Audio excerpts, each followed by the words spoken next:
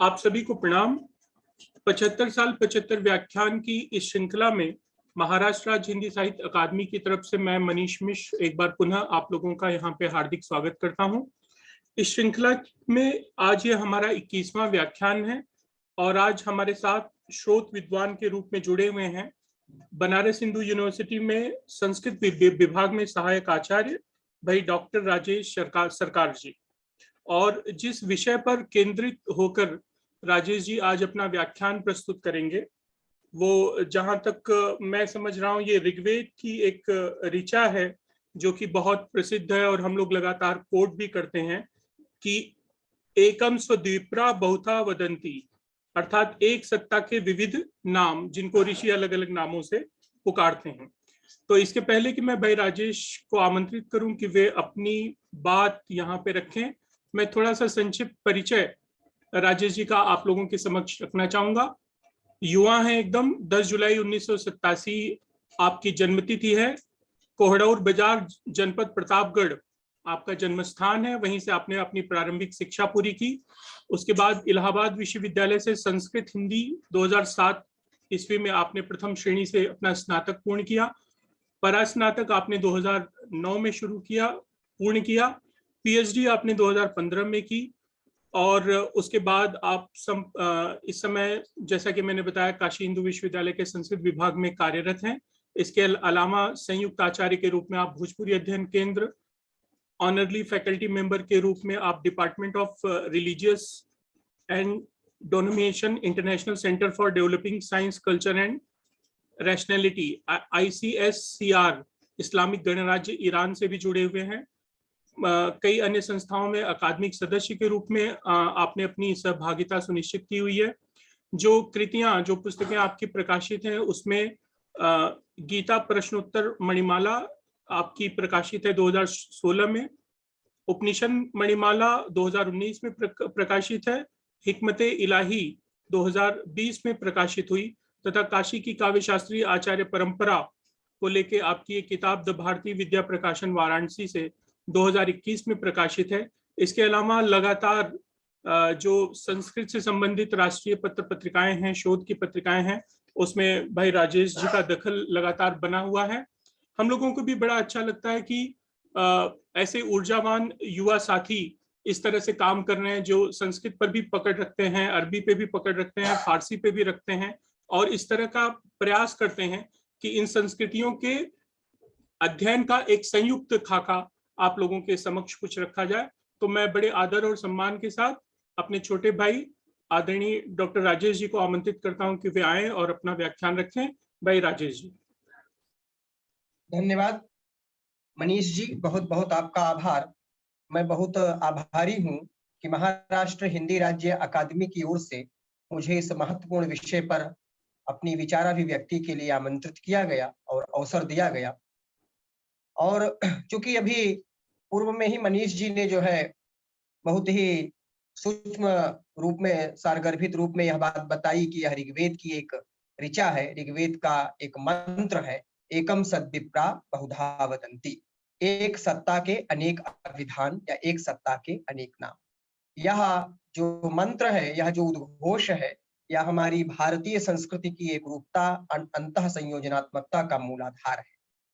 भारतीय सनातन संस्कृति अपनी सामासिक एवं बहुत्व में एकत्व दर्शन की प्रवृत्ति के कारण विश्व स्तर पर प्रतिष्ठित और प्रशंसित रही है, ऐसा हम सभी जानते हैं। सह अस्तित्व, पारस्परिक सहिष्णुता एवं मानवीय मूल्य आदि उदात्त गुणों के कारण यह संस्कृति वर्तमान परिप्रेक्ष्य में अधिक लोकप्रिय है विश्व के समक्ष। उपास्य एवं उपासना पद्धति की जैसी स्वतंत्रता एवं स्वाधीनता इस सनातन संस्कृति में है, उसकी तुलना विश्व की किसी संस्कृति से भी नहीं हो सकती है, ऐसा हम सभी जानते हैं और मानते भी हैं। सनातन हिंदू परंपरा का शास्त्र एवं लोक पक्ष, ये दोनों ही इस बात में विश्वास करता है कि सत्ता एक ही है, वह ईश्वर एक ही है, भले ही उसके नाम भिन्न भिन्न हो सकते हैं। भिन्न भिन्न नामों से उस एकमेव अद्वितीय सत्ता की ओर ही हम लक्षित करते हैं, दृष्टि करते हैं। भिन्न भिन्न नामों से उपास्य सत्ता की भिन्नता का अभिप्राय बिल्कुल भी नहीं है। एक ही सत्ता कण कण में भाषित हो रही है, यही सनातन परंपरा का मूल मंत्र है और यही हमारी सनातन परंपरा का उद्घोष है, एक ही देवता सभी जीवों में रम रहा है। तो इसी भाव को लेकर के हमारे उपनिषद, जो विशेषकर पश्चिमी जगत के लिए आकर्षण के केंद्र रहे, उनमें एक श्वेताश्वतर उपनिषद है जिसमें कहा गया, एक मंत्र है, एको देवः सर्वभूतेषु गूढ़ः सर्वव्यापी सर्वभूतांतरात्मा कर्माध्यक्षा सर्वभूताधिवासः साक्षी चेता केवलो निर्गुणश्च। अर्थात समस्त प्राणियों में स्थित वह देवता एक ही है, वह सर्वव्यापक है, समस्त भूतों की अंतरात्मा है, कर्मों का अधिष्ठाता है, समस्त प्राणियों में वह बस रहा है, सबका साक्षी, सबको चेतना प्रदान करने वाला शुद्ध निर्गुण है, सत्ता निर्विवाद रूप से एक ही है। वह सत्ता एक ही है और भिन्न भिन्न नामों से हम उसे पुकारते हैं, कोई ईश्वर, कोई अल्लाह, कोई गॉड, कोई वाहेगुरु, कोई अहुरमज़दा, भिन्न भिन्न उसके नाम हो सकते हैं, लेकिन इन सभी नामों का अभिप्राय जो है हम एक ही ओर ले जाते हैं, ऐसा हमारी सनातन संस्कृति का विश्वास है। एक अल्पख्यात उपनिषद है त्रिपाद विभूति महानारायण उपनिषद और एक है पैंगलोपनिषद। इसमें एक उद्घोष कहा गया है, एक वाक्य कहा गया है, एकमेवा द्वितीयम ब्रह्म, अर्थात वह ब्रह्म, वह परमात्मा एक है एवं अद्वितीय है। और कठोपनिषद, त्रिपाद विभूति महानारायण उपनिषद, अध्यात्म उपनिषद, निरालंबोपनिषद, ये सारे उपनिषदों में एक वाक्य प्राप्त होता है, नेह नानास्ति किंचन, अर्थात उस परमात्मा में किसी प्रकार का द्वित्व नहीं प्राप्त होता है, वह एक ही है, एकमेव सत्ता है। एक ही उपनिषद नहीं, जितने भी हमारे यहाँ उपनिषद हैं, 200 से अधिक उपनिषदों की संख्या कही जाती है, उनमें स्थान स्थान पर इस बात का उल्लेख है कि वह परमात्मा एक ही है और उसके नाम भिन्न भिन्न हो सकते हैं। कठोपनिषद में एक मंत्र आता है, मनसैवेद आप्तव्यम नेह नानास्ति किंचन मृत्योः सा मृत्युम गच्छति यह इह्नानेव पश्यति, अर्थात मन से ही यह तत्व प्राप्त करने योग्य है, इस ब्रह्म तत्व में विभिन्नता कुछ भी नहीं है, जो पुरुष इसमें भिन्नता देखता है वह मृत्यु से मृत्यु को प्राप्त होता है, अर्थात बार बार जीवन मृत्यु के चक्र में वह पड़ा रहता है। कठोपनिषद में एक मंत्र और भी आता है, एको वशी सर्वभूतांतरात्मा एकम रूपम बहुधा यः करोति तमात्मस्थम येनु पश्यन्ति धीरास तेषां सुखम शाश्वतम नेतरेषाम, अर्थात जो एक सबको अपने अधीन रखने वाला और संपूर्ण भूतों की अंतरात्मा अपने एक रूप को ही अनेक प्रकार का कर लेता है, अपनी बुद्धि में स्थित उस आत्मदेव को जो धीर विवेकवान पुरुष देखते हैं, उन्हीं को नित्य सुख प्राप्त होता है। मित्रों, हमारे उपनिषद जो है एक स्थल पर नहीं, बल्कि यदि हम इनको संकलित करने बैठे तो एक संपूर्ण ग्रंथ तैयार हो जाए। चर्चा पर विराम ही न लगे कि किस प्रकार से उपनिषद उस एक ब्रह्म को भिन्न भिन्न नामों से पुकारे जाने की बात पर बल देते हैं। बृहदारण्यक उपनिषद जो दार्शनिक दृष्टि से बहुत प्रसिद्ध उपनिषद है, उसमें एक जगह कहा गया, रूपम रूपम प्रतिरूपम बभूव, एक अर्थात वह ईश्वर जो है रूप के रूप प्रतिरूप हो गया। रूपम रूपम प्रतिरूपम बभूव तदस्य रूपम प्रतिचक्षणाय इंद्रो माया भी पुरुरूप ईयते, अर्थात ईश्वर माया से अनेक रूप का हो जाता है। हमारी केवल वैदिक परंपरा ही नहीं, ये तो हमने वेदों की चर्चा की, आगे यदि हम अपनी लौकिक परंपरा की चर्चा करें तो उसमें गोस्वामी तुलसीदास जी, संत शिरोमणि गोस्वामी तुलसीदास जी उत्तर भारत की हिंदी पट्टी में तो बहुत ही विख्यात हैं, किसान से लेकर के पंडित पर्यंत जो पढ़े जाते हैं और भारतवर्ष में विख्यात है। ऐसा उनका जो महाकाव्य है रामचरितमानस में, जिसकी एक पंक्ति बहुत विख्यात है, जाकी रही भावना जैसी प्रभु मूरत देखी तिन तैसी, अर्थात जिसकी जैसी भावना होती है वह उसी रूप में जो है परमात्मा का दर्शन करता है। वही परमात्मा कभी तुलसी के श्री राम हो जाते हैं, तो कभी सूर्य के बाल कृष्ण होते हैं, कभी वह स्वामी रामकृष्ण परमहंस के हृदय में काली के रूप में आते हैं, तो कभी जो है नामदेव के बिठोवा हो जाते हैं, कभी वो जो है समर्थ गुरु रामदास के हनुमान हो जाते हैं। तो भक्त के हृदय में भावानुरूप भगवान आते रहते हैं, जाकी रही भावना जैसी प्रभु मूरत देखी तिन तैसी। न केवल हमारी हिंदू परंपरा में बल्कि हमारे देश की सिख परंपरा में भी जो पवित्र आदरणीय ग्रंथ गुरु ग्रंथ साहिब है, उसमें भी हम एक पंक्ति देखते हैं उसके आरंभ में, इक ओंकार सतनाम करता पुरुष निर्भव निर्वैर अकाल मूरत अजूनी सैभम गुरु प्रसाद। अर्थात अकाल पुरुष, सिख परंपरा में परमात्मा को अकाल पुरुष शब्द से कहा जाता है। तो अर्थात अकाल पुरुष अर्थात वह परमात्मा एक है, उसके जैसा कोई नहीं है, वे सब में रम रहे हैं, व्यापक हैं, हर जगह विद्यमान है। अकाल पुरुष का नाम सबसे सच्चा है, भय रहित, बैर रहित, काल रहित मूर्ति है, अयोनिज और अजन्मा है। कितने सुंदर और सार गर्भित शब्दों में गुरु ग्रंथ साहिब ने उस परमात्मा की एकता का उद्घोष किया। ये उपयुक्त संतों की देशज वाणी में हम उसको पाते हैं, जहां वैदिक परंपरा जो है अपने दार्शनिक शब्दों में, दार्शनिक वाक्यों में इनका प्रतिपादन करती है, वहीं हमारे संत गण जो है बड़े सहज शब्दों में उस परमात्मा की एकता का उद्घोष कर जाते हैं। और इन संतों की वाणी का मूल वेद है। इस संदर्भ में जैसा कि पूर्व में शीर्षक से ही स्पष्ट है कि एकम सद्विप्रा बहुधा वदंती, अर्थात एक ही परमात्मा को, एक ही सत्ता को ऋषि लोग, परमात्मा लोग भिन्न भिन्न नामों से कहते हैं। भाइयों, यह मंत्र जो है ऋग्वेद के प्रथम मंडल की 164वें सूक्त का 46वां मंत्र है की ऋचा है ये। इंद्रम मित्रम वरुणम अग्निम आहुरथो दिव्यः स सुपर्णो गरुत्मान एकम सद्विप्रा बहुधा वदंती अग्निम यमम मातरिश्वानमाहु।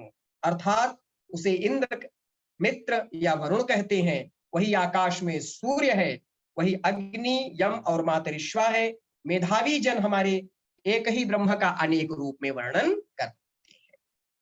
हमारी भारतीय संस्कृति में आज जो हम देखते हैं इतनी एकता है, समरसता है।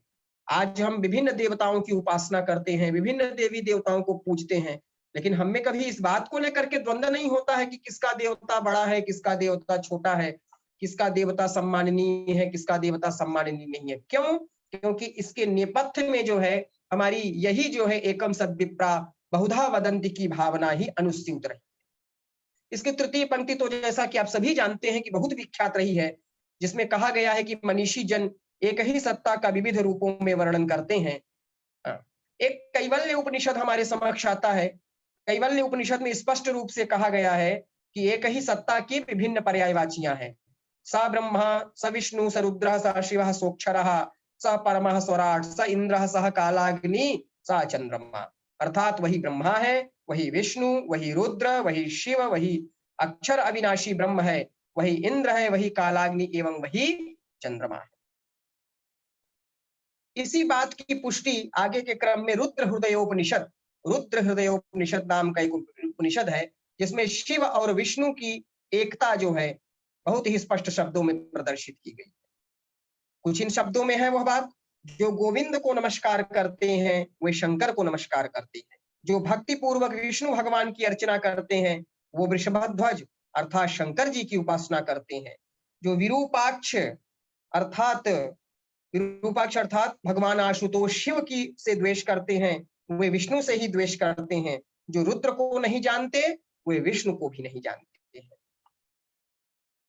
वेदों के बाद हमारे संतों के बाद हमारे जो वांग्मय है उसमें पुराण बड़े प्रसिद्ध हैं। जैसा कि आप जानते हैं कि हमारी भारतीय परंपरा में 18 पुराण, 18 उपपुराण, 18 औपपुराण, एक व्यापक संख्या में पुराण रचे गए हैं समय समय पर। तो पुराण वांग्मय में उस परमात्मा के एकत्व का अत्यंत तार्किक विवेचन प्राप्त होता है। पुराणों में विभिन्न संप्रदायों, उपासकों, भक्तों, देवताओं एवं उनके श्रद्धोत्पादक विचारों में के मध्य एक प्रकार की समन्वयात्मक दृष्टि प्राप्त होती है। एक ही परमात्मा ब्रह्मा, विष्णु, शिव, शक्ति, सूर्य आदि विभिन्न सगुण स्वरूप में प्रकट हो जाता है। उपासकों की जो दृष्टि है वो अपने अपने इष्ट देवता को अपने जो है भक्ति में ग्रहण करता है। स्कंद पुराण एक बड़ा प्रसिद्ध पुराण है, उसमें कहा गया अष्टादश पुराणेषु दशभिर्गीयते शिवः चतुर्भिर भगवान ब्रह्मा द्वाभ्याम देवी तथा हरि। अर्थात 18 पुराणों के 10 भागों में शिव की पूजा की गई है, चौथे ही भाग में ब्रह्मा है, 2 भाग में देवी तथा जो है हरि अर्थात नारायण की वंदना की गई है। इनमें कोई देवता जो है छोटा बड़ा नहीं है, वो अवसर विशेष के अनुसार जो है होते रहते हैं। क्वचित रुद्रः क्वचित ब्रह्मा क्वचित विष्णु प्रशस्यते नान्येन तेषामाधिक्यम न्यूनत्वम व कथंचन। पूर्व पुराण का ये जो श्लोक है इसमें बड़े स्पष्ट शब्दों में कहा गया है कि वही परमात्मा कहीं रुद्र अर्थात शंकर हो जाते हैं, कहीं ब्रह्मा, कहीं विष्णु के रूप में उनकी उपासना की जाती है। उनमें किसी में कोई छोटा बड़ा नहीं है, बल्कि सभी एक ही सत्ता के विभिन्न रूप हैं। इससे आगे बढ़ करके भी मित्रों, हमारी परंपरा में, पौराणिक ग्रंथों में, हमारे धर्म में देवताओं में भेद दृष्टि करना अर्थात उनको अलग अलग मानना कि ब्रह्मा अलग है, विष्णु अलग है, इंद्र अलग है, ऐसा मानने की निंदा की गई है। इसको पाखंड कहा गया है, पाप कहा गया है। एक श्लोक जो है बहुत जो है इस प्रचलित है, इस दृष्टि से बहुत उद्धृत किया जाता है, जिसमें कहा गया है कि पाखंडी लोग, पाखंडी जीव जो है ब्रह्मा विष्णु शिव में भेद दृष्टि करते हैं, ना तो उन्हें एक जानते हैं, ना उन्हें एक देखते हैं, ना उन्हें एक मानते हैं। ऐसे सभी व्यक्ति पाखंडियों की श्रेणी में जो है परिगणित किए गए। ये हमारे यहाँ जो है हरिवंश पुराण में यह बात जो है कही गई है। ब्रह्मांडम केशवम रुद्रम भेद भावेन मोहिता पश्यन्ति एकम न जानन्ति पाखंडोपहता जना। अर्थात जो पाखंड के मारे हुए लोग हैं, वे ब्रह्मा केशव रुद्र और क्या कहते हैं जो अन्य देवता हैं उनमें भेदभाव करते हैं, ना उन्हें एक देखते हैं और ना उन्हें वे एक जानते हैं। ऐसे सभी प्राणी जो है पाखंडी है। गीता जो हमारे यहाँ उपनिषदों का सार कही जाती है, जन जन के बीच में बड़ी समादृत है। आप सभी लोग भी गीता का बहुत अवलोकन करते हैं, देखते हैं, गीता को बहुत समादृत करते हैं। उस गीता के जो है 7वें अध्याय के 21वें श्लोक में कहा गया, यो यो याम याम तनुम भक्तः श्रद्धयार्चितुमिच्छति तस्य तस्याचलाम श्रद्धाम तामेव विदधाम्यहम्। अर्थात जो जो भक्त श्रद्धा पूर्वक जिस जिस देवता को पूजना चाहता है, उस भक्त की श्रद्धा को मैं उस देवता में स्थिर कर देता हूँ। यहाँ पर मैं आपको एक संक्षिप्त कथा श्रीमद् भागवत पुराण की उद्धृत करना चाहूंगा। आप ध्यान करेंगे कि जिस समय भगवान श्री कृष्ण पर स्यमंतक मणि चोरी का आरोप लगा एक व्यापारी के द्वारा, उस व्यापारी वन में जाता है और संयोग से सिंह जो है उसकी हत्या कर देता है और उस सिंह को क्या कहते हैं जामवंत जी मार देते हैं और मणि लेकर के चले जाते, सिंह को घसीटते हुए लेकर के जाते हैं। एक गुफा रहती है, वहां अपनी कन्या को दे देते हैं और कन्या स्यमंतक मणि से खेलती रहती है। तो होता क्या है कि भगवान श्री कृष्ण स्वयं इस बात को पता करने के लिए जब जाते हैं, वो रक्त की धार देखते उस गुफा तक जाते हैं और वहां जामवंत से उनका युद्ध होता है। और जामवंत भी ये जान जाते हैं कि त्रेता के जामवंत द्वापर में वह जान जाते हैं कि यह कोई बहुत ही विराट पुरुष है जिससे मैं विजय नहीं प्राप्त कर पा रहा हूँ। अंत में वो कहते हैं कि दर्शन दीजिए, तो नारायण रूप में प्रकट हो जाते हैं। तो जामवंत जी उन्हें आग्रह करते हैं कि प्रभु, जिस रूप में आपने त्रेता में मुझे दर्शन दिया था उसी रूप में आप प्रकट हो, तो मेरी जो है वर्षों की मनोकामना जो है सहस्र वर्षों की मनोकामना पूर्ण हो जाए। कहने का भाव ये है कि जिसके हृदय में जो इष्ट होते हैं वह परमात्मा की उसी इष्ट रूप में आराधना करता है। तत्व एक ही है, रूप नाम भिन्न हो सकते हैं, रुचि के अनुसार व्यक्ति अपने इष्ट को निर्धारित कर लेता है। संस्कृत के में एक बहुत प्रसिद्ध व्याकरणाचार्य हुए जो मध्य काल में हुए थे, उनका नाम आचार्य भट्टोजी दीक्षित है। महाराष्ट्र के ही आचार्य रहे, महाराष्ट्रीय ब्राह्मण परंपरा से आते रहे। वो वस्तुतः शिव के उपासक थे, भगवान शिव की बड़ी भक्ति करते थे, लेकिन वह बात कहते थे कि पुरारौचा ना भेदः पारमार्थिकः तथापि माम की भक्ति चंद्रचूड़े प्रधावती। अर्थात पुरारी अर्थात शिव में और मुरारी अर्थात विष्णु में कोई भेद नहीं है, पारमार्थिक दृष्टि से कोई भेद नहीं है, फिर भी मेरी भक्ति शिव की ओर अधिक जाती है। ब्रह्मा शिव और विष्णु में किसी भी प्रकार का पारमार्थिक भेद नहीं है। तो गीता जी, जैसा कि मैंने अभी कहा कि श्रीमद् गीता जी को मैंने उद्धृत किया, उसी क्रम में गीता के जो है 9वें अध्याय में भी उसी प्रकार का श्लोक प्राप्त होता है। हमारी एक सत्ता के विविध अविधान के संदर्भ में, विभिन्न नाम के संदर्भ में, येपि अन्य देवता भक्ता यजन्ते श्रद्धयान्विता तेपि मामेव कौन्तेय भजन्ते विधि पूर्वकम। अर्थात भगवान श्री कृष्ण कहते हैं कि जो अन्य देवताओं की पूजा भी करते हैं मुझे छोड़ करके, वे वस्तुतः मुझे ही भजते हैं। भगवान श्री कृष्ण का यह कहना यह नहीं है कि जो अन्य देवताओं की उपासना करते हैं मेरी उपासना नहीं करते। जो अन्य देवताओं की उपासना करते हैं वो भी मेरी ही भक्ति करते हैं हे अर्जुन, किंतु उनकी यह पूजा अविधि पूर्वक होती है, विधि पूर्वक और विधि पूर्वक, लेकिन वो पूजते ही मुझे ही है। कहने का अभिप्राय हमारा ये है कि सभी अंत में एक ही तत्व को प्राप्त होते हैं। भले ही उनके मार्ग भिन्न भिन्न क्यों ना हो। साधन भेद होने पर साध्य की एक रूपता है। कोई हमारे यहाँ किसी रूप में पूजा करता है, कोई किसी रूप में पूजा करता है, कोई किसी रूप में उपासना करता है, कोई किसी रूप में, कोई किसी का ध्यान भाव है, किसी का जप भाव। क्योंकि साध्य एक है, अद्वितीय है, भिन्नता उसके अभिधान में है, उसके नामों में भिन्नता है। एक ही सत्ता के नाम भिन्न भिन्न, एक ही परमात्मा अपने विशिष्ट गुणों के कारण भिन्न भिन्न नामों से उच्चरित किया जाता है। और यह जो हमारा भाव है, यह केवल हमारे धर्म ग्रंथों में ही नहीं, बल्कि हमारे साहित्य में, हमारी जो है क्या कहते हैं कला में भी परिलक्षित होता है। इतिहास की दृष्टि से यदि हम देखें तो अर्धनारीश्वर की मूर्ति, विश्व रूप की मूर्ति, शिव विष्णु ऐक्य आदि विग्रह जो बने, हमारी मूर्ति कला, चित्रकला, साहित्य आदि विविध दृष्टि शास्त्रों में दृष्टिगोचर होता है। हम जब केरल की ओर जाते हैं तो हम शबरीमला भगवान का दर्शन करते हैं। अयप्पा शबरीमला, हम में से बहुत लोग जानते हैं वह कौन है। शबरीमला अयप्पा वो हरिहरा अवतार है, वो शिव और विष्णु के संयुक्त रूप है।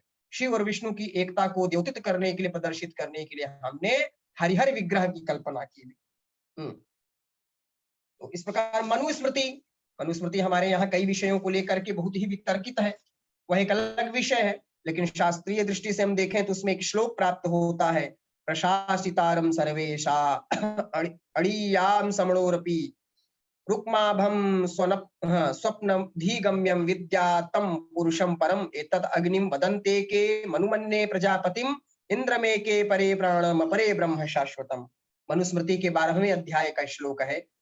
अर्थात ब्रह्मादि पर्यंत प्राणियों के सभी तत्वों के नियामक, सूक्ष्म से भी सूक्ष्म शुद्ध सोने के वर्ण के तुल्य वर्ण वाले, स्वप्नावस्था की बुद्धि से जाने जा सकने वाले उस विलीना आकाशादिक अपनी आत्मा को परम पुरुष जाने, इस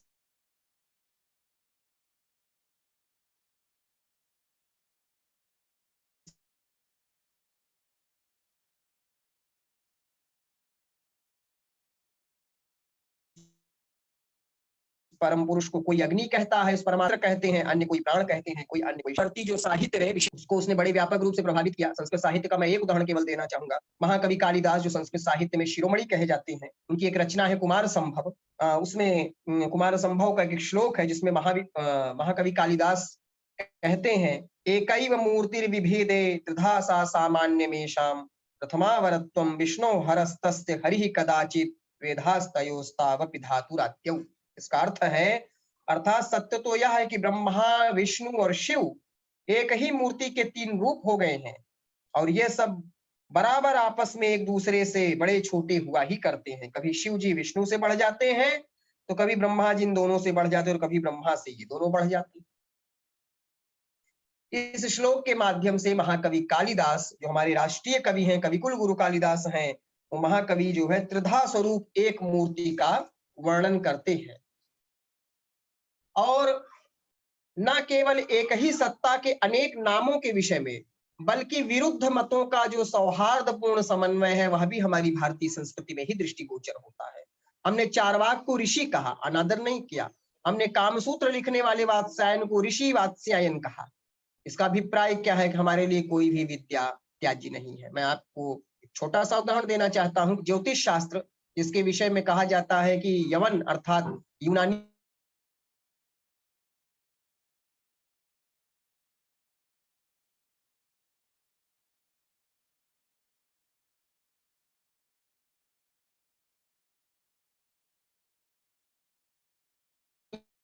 का बड़ा जो है योगदान उसमें रहा गया है। म्लेच्छा ही यवनास्तेषु पुनर्दैववद्विजः। म्लेच्छ शब्द का अर्थ हमारे यहाँ ये नहीं जो स्नान न करे गंदगी में रहे, वरन हमसे भिन्न संस्कृति वाले व्यक्ति को हमारे यहाँ म्लेच्छ एक शब्द कहा गया, जो बाद में रूढ़ हो गया। तो वो म्लेच्छ है, विदेशी है, लेकिन वो भी ऋषिवत के पूज्यस्तु। ये यवन यूनानी भी जो ऋषियों की तरह पूज्य है। ऐसा क्यों? क्योंकि उन्होंने शास्त्रों का अध्ययन किया है, वो भी ज्ञानी है। तो ज्ञान हमारे यहाँ बड़ा एक महत्वपूर्ण स्थान रखता रहा है। ज्ञान के आधार पर हमने श्रेष्ठता निर्धारित की है।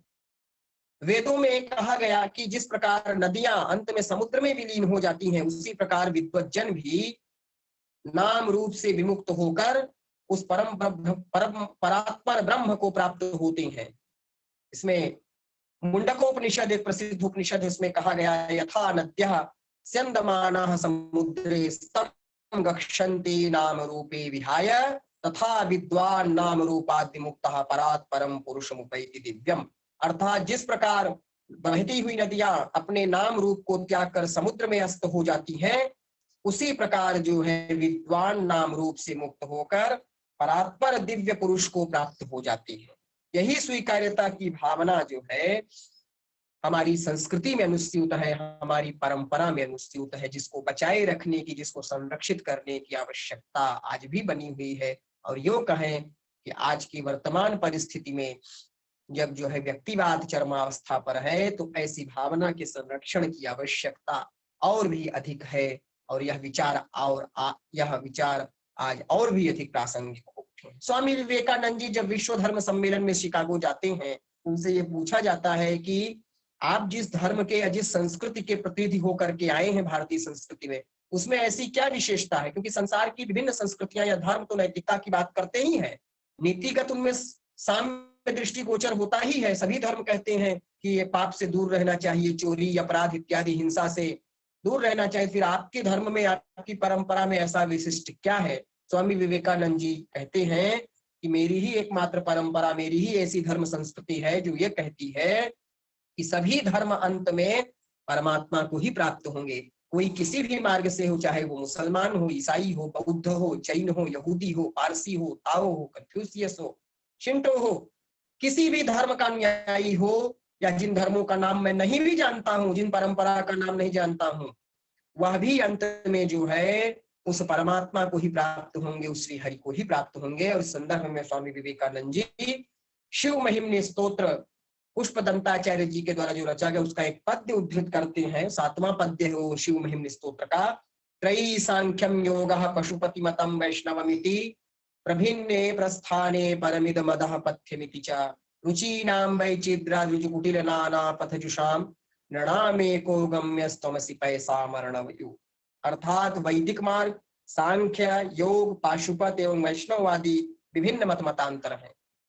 इनमें सभी मतों के लोग हमारा मत उत्तम है, हमारा मत लाभप्रद है, ऐसी बात कहते हैं। लेकिन टेढ़े मेढ़े मार्गों से चलने वाले साधकों के लिए एकमात्र प्राप्तव्य जो है आप परमात्मा ही है। जैसे टेढ़े मेढ़े मार्गों से बहती हुई सभी नदियां अंत में समुद्र में ही पहुंचती हैं, उसी प्रकार सारे मत संप्रदायों के अनुयायी अंत में आपके पास ही पहुंचते हैं। यह जो है हमारी जो है अंतः संयोजनात्मकता, अन्योन्याश्रितता एवं पारस्परिक स्वीकार्यता का बीज है। इसका मूल कारण है कि हमने अपने लक्ष्य को एक माना है, भले ही उसके नाम रूप भिन्न हो, किंतु वह है एक ही है। रुचि भेद से वह उपास्य एवं उपासना भेद को धारण करता है। और मित्रों, यही विचार यहाँ के भारतीय मतों, वैदिक मत, जैन, बौद्ध, सिख के मध्य जो है पारस्परिक अंतः संयोजन एवं पारस्परिक स्वीकार्यता को स्थापित करता है। ये सभी पूर्व में मैंने श्लोक को उद्धृत किया पुष्पदंताचार्य जी के शिव महिम्नि स्तोत्र का, उसी का 26वां पद्य है, जिसमें कहा गया है कि एक ही परमात्मा को वो विभिन्न नामों से, एक ही ईश्वर को विभिन्न नामों से कह रहे हैं कि आप भी वही हैं। त्वम अर्कस्त्वम सोमस्त्वमसि पवनस्त्वम हुतवः त्वमापस्त्वम व्योमस्त्वम धरणिरात्मा त्वमिति च परीक्षिन्नामेवं त्वयि परिणता बिभ्रतु गिरं न विद्मस्तत्त्वं वयमिहितु यत्त्वं न भवसि। अर्थात हे भगवान, परिपक्व बुद्धि वाले प्रौढ़ विद्वान, आप सूर्य हैं, आप चंद्र हैं, आप वायु हैं, आप अग्नि हैं, आप जल हैं, आप आकाश हैं, आप पृथ्वी हैं, आप आत्मा हैं। इस प्रकार की सीमित अर्थ युक्त वाणी आपके विषय में कहते हैं। पर मैं तो ये कहता हूं कि विश्व का ऐसा कोई तत्व नहीं है जो आप ना हो। अर्थात विश्व के एक एक कण में आप प्रतिभाषित हो रहे हैं, व्याप्त हो रहे हैं। समस्त मत मतांतर एक ही लक्ष्य की ओर जाते हैं। महाकवि कालिदास भी, जो पुष्पदंताचार्य जी की बात है, इसी भाव को कुछ शब्दों में कहते हैं रघुवंश नामक महाकाव्य में कि बहुधा प्यागमैर्भिन्ना पंथानः सिद्धि हेतवा त्वय्येव निपतन्तो घा जाह्नवीया इवाणवे।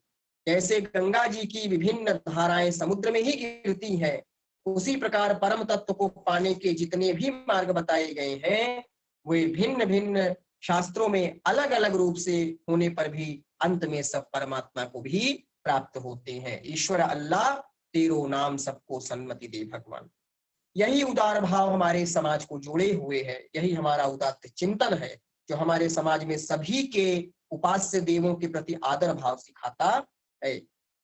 इस संदर्भ में मैं आपको 2 उदाहरण देना चाहूंगा। जैसा कि आप जानते हैं, भगवत पाद आदि शंकराचार्य जी ने बौद्धों से शास्त्रार्थ किया और बौद्ध मत का उन्होंने खंडन किया। बौद्ध मत के खंडन में उनकी बड़ी महत्वपूर्ण भूमिका मानी जाती है। लेकिन कहते हैं कि जब वह शास्त्रार्थ करते हुए बोध गया पहुंचे और बोधि वृक्ष के नीचे उन्होंने तथागत बुद्ध की मूर्ति स्थापित देखी, तो उन्होंने करबद्ध जो है करबद्ध वंदना किया, साष्टांग भी हुए और एक श्लोक पढ़ा। उन्होंने कहा, धराबद्ध पद्मासनस्तांग्रियष्टिर नियम्या निलन्यस्त नासाग्र दृष्टि यास्ते कलौ योगिनाम चक्रवर्ती स बुद्धः प्रबुद्धोस्तु निश्चिंतवर्ती। अर्थात इसका अभिप्राय ये है कि जो कमलासन पर विद्यमान है, नासिकाग्र पर जिनकी दृष्टि है, जो क्या कहते हैं ऋषियों में अग्रगण्य है, ऐसे मैं तथागत बुद्ध की नतमस्तक होकर के वंदना करता हूं मैं शंकराचार्य। जबकि भगवान बुद्ध के द्वारा प्रवर्तित सिद्धांत की सर्वाधिक यदि किसी ने खंडन किया, उनके सिद्धांतों की जो है सबने जिसने किसी ने यदि सर्वाधिक जो है खंडन किया है, तो भगवत पाद शंकराचार्य हैं। लेकिन अपने आलोच्य के प्रति भी आदर का जो ये भाव है, यह हमारी संस्कृति में ही निहित है। ऐसा नहीं है कि हम किसी के अन्य के उपास्य और आलोचना के प्रति है। स्वामी विवेकानंद जी ने महात्मा बुद्ध से बहुत सी असहमतियां प्रकट की। उन्होंने कहा, लेकिन उन्होंने भगवान बुद्ध का अनादर नहीं किया। उन्होंने कहा कि आई लाइक बुद्धा, मैं बुद्ध को पसंद करता हूं, बट नॉट हिज डॉक्ट्रिन, लेकिन उनके सिद्धांतों को नहीं। I am the servant of the servant of the servant of the Buddha, मैं बुद्ध के नौकरों के भी नौकरों का भी नौकरों का भी। एक श्लोक है बहुत सुंदर, हनुमान नाटक एक ग्रंथ है, वो बहुत ही उद्धृत किया जाता है। उसका एक श्लोक है कि यम शैवा समुपासते शिव इति ब्रह्मेति वेदांतिनो बौद्धा बुद्ध इति प्रमाण पटवः करतेति नैयायिका अरहन् नित्यथ जैन शासन रता कर्मेति मीमांसका सोयम नो विदधातु वांक्षित फलम त्रैलोक्यनाथो हरिः। हनुमान नाटक के प्रथम अंक का ये जो 3य श्लोक है, वहां कहा गया कि शैव लोग जिसको शिव कहते हैं, हर हर शंकर जय जय शंकर कहकर जिसकी वंदना करते हैं, और बौद्ध जिसे बुद्ध कहते हैं, नैयायिक यानी न्याय दर्शन के लोग जो है उसे कर्ता कहते हैं, जैन परंपरा जो है क्या कहते हैं जिसे अरहत कहती है, मीमांसक जिसे कर्म कहते हैं, वह भगवान श्री हरि आप लोगों का मंगल करे। अर्थात एक ही सत्ता को शैव जो है शिव, वेदांती जो है ब्रह्म, बौद्ध जो है तथागत बुद्ध, नैयायिक कर्ता, जैन महानुभावगण जो है अरहत, और मीमांसक उसे कर्म के रूप में स्वीकार करते हैं, लेकिन वह नारायण, वह परमात्मा एक ही है। हमारा ये जो पद्य है, इससे हमने स्पष्ट रूप से देखा कि जो है हमारी जो धार्मिक समरसता, धार्मिक उदारता और जो है सांप्रदायिक सद्भाव का जो मूल मंत्र है, वह इस पद्य में दृष्टिगोचर होता है। हमने बहुत से वैदिक परंपरा के आचार्यों की चर्चा की। भारत के जितने भी मत हैं उनका उनमें सभी का भाव यही है। जैन परंपरा हमारे देश का बहुत प्राचीन मत रहा है, बहुत ही प्राचीन सिद्धांत है ये जैन परंपरा, जिनकी 24 तीर्थंकरों की परंपरा है। उन जैनों में एक आचार्य हुए सिद्धसेन दिवाकर, हमारे जैनी महानुभाव बहुत परिचित हैं। उन्होंने जो है एक बहुत सुंदर बात, उनका एक ग्रंथ है सिद्धसेन 32, उसके चतुर्थ 32 के श्लोक संख्या 15वें में इसी भाव को कहते हैं, उदधा इव सर्व सिंधवा, जैसे समुद्र को सारी नदियां जाती हैं, समुदीर्णास्त्वयि नाथ दृष्टया नचतासु भवान प्रदृश्यते प्रविभक्तासु सरित सुदधी। वही भाव कि जैसे सारी नदियां उसमें जाती हैं, समुद्र में जाती हैं, उसी प्रकार सारे मत मतांतर भी उसी की ओर चले जाते हैं। हमारे इसी भाव को लेकर शंकराचार्य जी ने 4 मठों की स्थापना की। उत्तर को दक्षिण से, दक्षिण को उत्तर से, पूर्व को पश्चिम से, पश्चिम को पूर्व से जो जोड़ने का भाव रहा। बद्रीनाथ, सेतुबंध, रामेश्वरम, जगन्नाथपुरी और द्वारिकाधीश नामक जो 4 धाम की परंपरा रही। अयोध्या, मथुरा, हरिद्वार, काशी, कांची, उज्जैनी, पुरी, ये जो सप्तपुरियां रही, 12 ज्योतिर्लिंग, 51 शक्तिपीठ की व्यवस्था ने इस प्राचीन देश को भौगोलिक एवं सांस्कृतिक रूप से सदा एक रखा है। जब भर्तृहरि कहते हैं कि एको देवः केशवो वा शिवो वा, चाहे देवता एक ही है, चाहे वो केशव हो जाए चाहे रुद्र हो जाए, तो यह वाक्य जो है इस समाज को एक सूत्र रूप से जोड़ने वाला होता है। गोस्वामी तुलसीदास जी जब आगे बढ़कर अपने आराध्य श्री राम से शिव के प्रति जो है सम्मान प्रकट करवाते हैं एवं सेतुबंध रामेश्वरम की स्थापना करवाते हैं, स्थापना ही नहीं सविधि पूजा करवाते हैं अपने आराध्य राम से शिव की, तो यह जो है शैव वैष्णव एकता को द्योतित करने वाला होता है। लिंग थापि विधिवत करी पूजा, शिव समान मोहि और न दूजा, जे रामेश्वर दर्शन करी हहीं, ते तनु तज परलोक सिधरि हहीं। इससे आगे बढ़ करके बाबा तुलसी अपने आराध्य श्री राम से कहलवाते हैं, शिव द्रोही मम भगत कहावा, सो नर सपने हूं मोहि न पावा। अर्थात जो शिव से द्रोह करता है, जो भगवान शंकर से द्वेष करता है, वो मुझे कभी सपने में भी नहीं पा सकता है। इसी प्रकार रामचरितमानस में भगवान शिव और पार्वती आपस में भगवान राम का कीर्तन कर रहे हैं और भगवान शिव माता पार्वती को जो है राम कथा सुना रहे हैं। मंगल भवन या मंगलहारी, उमा सहित जिहि जपत पुरारी। यही उपास्यगत एक रूपता, बहुत्व में एकत्व की संस्कृति, अंतः संयोजन मनुष्य को मुक्तावस्था में ले जाता है। जब वो हिंदू, मुसलमान, सिख, ईसाई, जैन, बौद्ध, पारसी, यहूदी, ब्राह्मण, क्षत्रिय, वैश्य, शूद्र, ये जो भेद हैं इनसे मुक्त हो जाता है, जिस अवस्था में वर्ण, जाति, संप्रदाय आदि सारी उपाधि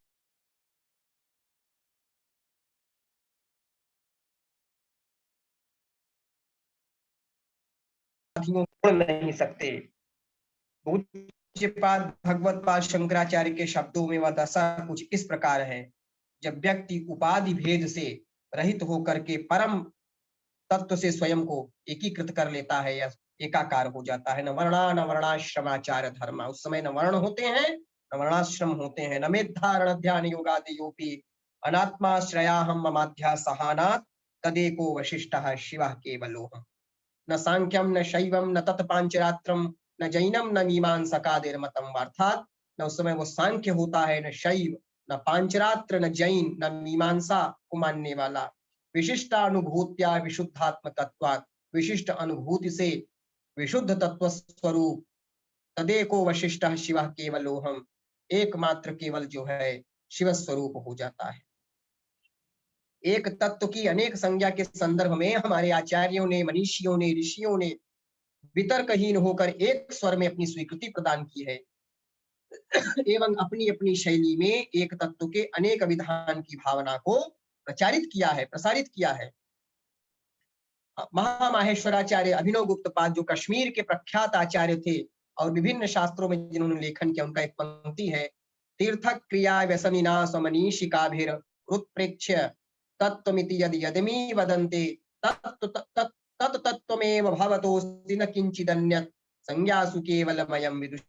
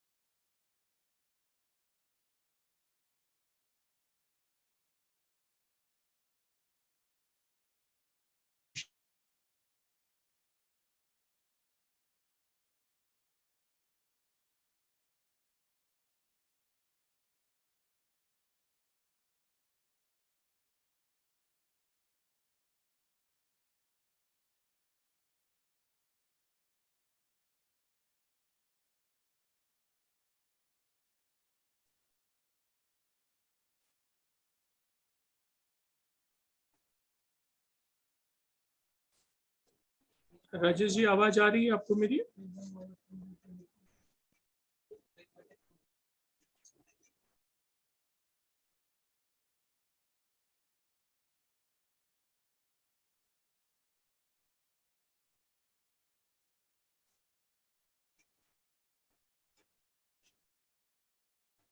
किसी कारणवश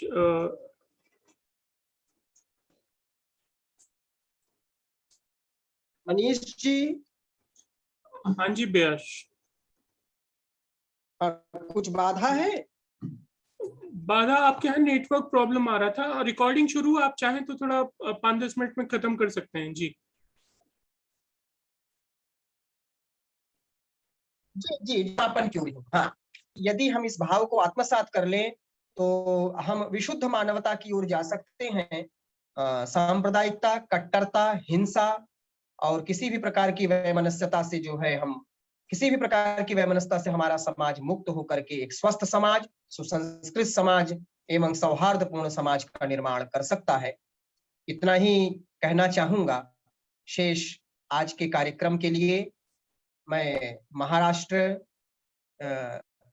राज्य हिंदी अकादमी का बहुत बहुत आभारी हूँ, उनके सचिव महोदय का आभारी हूँ और अपने आदरणीय श्री मनीष जी का आभारी हूँ कि उन्होंने मुझे अवसर दिया, मैं अपनी बात रख सका। बहुत बहुत धन्यवाद, सादर प्रणाम। धन्यवाद राजेश भैया। और जैसा कि मैंने कहा था कि तमाम संदर्भ जो कि संस्कृत के तमाम ग्रंथों और परंपराओं में हैं, उन सभी को भाई राजेश ने उद्धृत किया। और एक जो सबसे बड़ी महत्वपूर्ण बात इस व्याख्यान में मुझे समझ में आई कि परम सत्ता एक है के साथ साथ समय समय पर इस बात की भी कोशिश की गई कि एक समन्वय का वातावरण इन सत्ताओं के बीच में रहे। जैसे गोस्वामी तुलसीदास जी का उदाहरण देते हुए उन्होंने वैष्णव और शैव के बीच में उन्होंने एक तरह के समन्वयवाद वाली दृष्टि अपनाई, क्योंकि वो जानते थे कि लोक नायकत्व इस देश में उसी को मिल सकता है जो समन्वय कर सकेगा। जो समन्वय नहीं कर सकेगा वो उस जो राम की परंपरा है, कम से कम उस परंपरा का भागीदार तो नहीं बन सकता। ऐसे तमाम उदाहरण भाई राजेश ने दिए। और जो हमारे अध्ययन अध्यापन से जुड़े हुए साथी हैं, निश्चित तौर पे आज का ये व्याख्यान उनके लिए एक जिसे कहते हैं रीढ़ की हड्डी की तरह काम करेगा। अगर वो इस विषय से जुड़कर अगर संदर्भ खोज रहे हैं तो निश्चित तौर पे ये उनके लिए बड़ा महत्वपूर्ण व्याख्यान रहेगा। एक बार पुनः मैं भाई राजेश के प्रति हार्दिक कृतज्ञता ज्ञापित करता हूं कि आपने हमारा अनुरोध स्वीकार किया और आज इस व्याख्यान के लिए आप उपस्थित रहे। आपकी अनुमति से अब मैं आज के इस व्याख्यान की समाप्ति की घोषणा करता हूं। बहुत बहुत धन्यवाद सर। धन्यवाद, प्रणाम।